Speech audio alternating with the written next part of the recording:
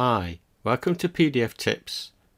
How to download and install Adobe Reader DC on Windows 10. This is in 2022.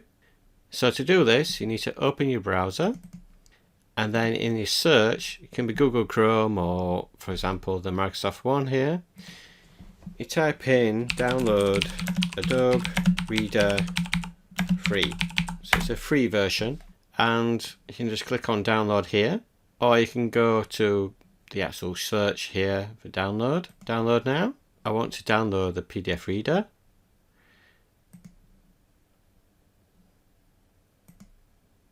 And then click download Adobe Reader again. You have to click download a few times. So now it's downloaded the setup file. Just click on that. Click yes. And then it will download the full setup file. So once that's complete, click finish. So now you can minimize that down because it's installed. So you will see Adobe Acrobat on your desktop.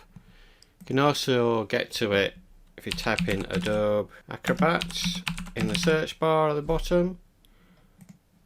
I'm just going to double click it on the desktop, and then you can go through a tour if you want to. I'm just going to close it here. So that's it, installed, all done. So I can open a file if I want to. Got one on the desktop, example PDF. When I double click on a PDF on the desktop, it will open it in Adobe Reader automatically.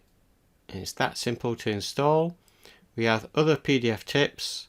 If you look on our website, pdf-tips.com, there's lots on there for signing PDFs, adding watermarks, combining PDFs, etc., etc.